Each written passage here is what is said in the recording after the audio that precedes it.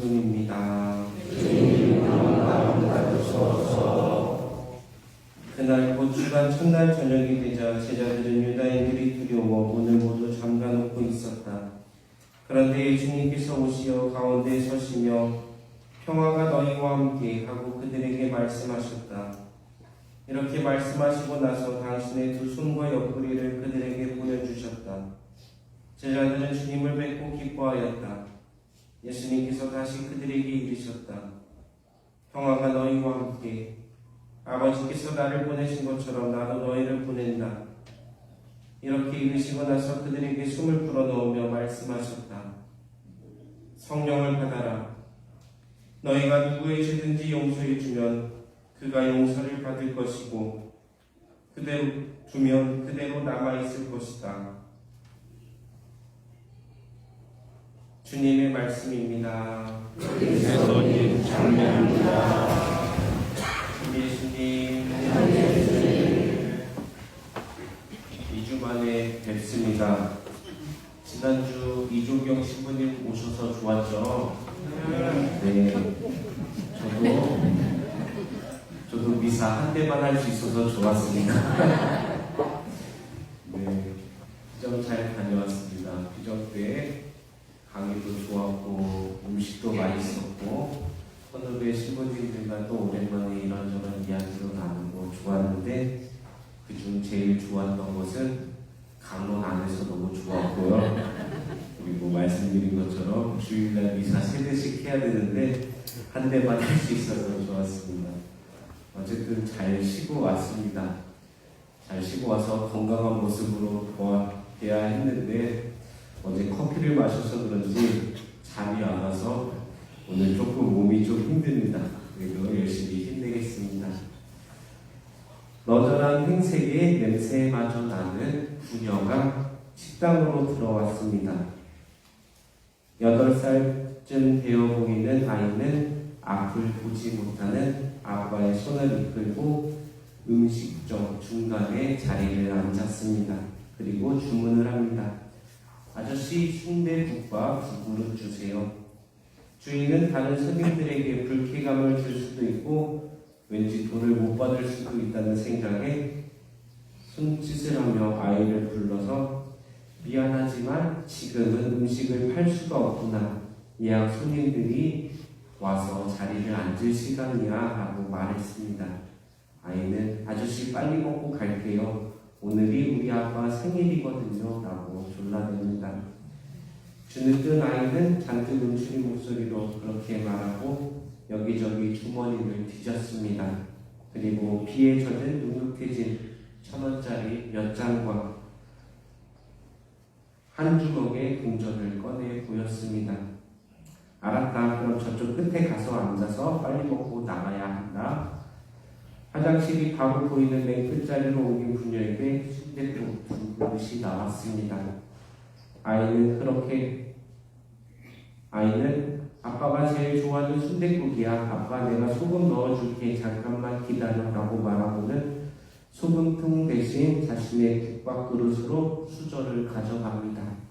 그리고 국밥 속에 들어있던 순대며 고기들을 떠서 아빠의 그릇에 가득 담아 주었습니다.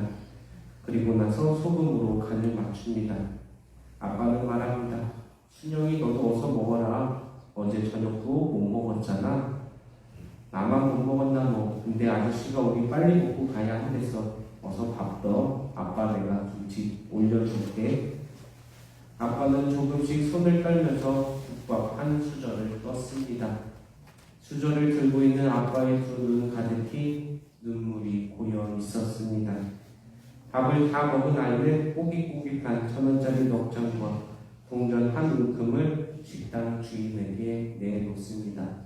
이 모든 광경을 지켜본 주인은 돈을 받고 싶지는 않았지만 아이의 정성을 봐서 재료가 제대로 들어가지 않았다는 핑계를 대면서 1,000원짜리 2장만 가져갔습니다.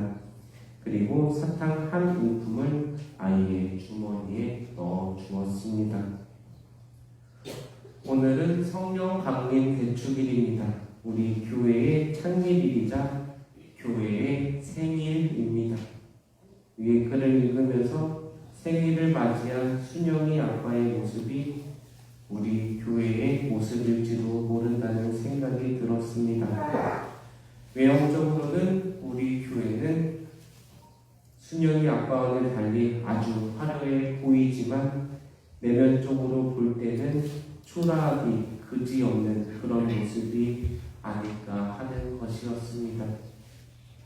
하느님을 믿고 사랑한다고 다짐했지만 한 일생을 안에서 하느님을 잊고 살아가는 사람들이 너무나 많습니다.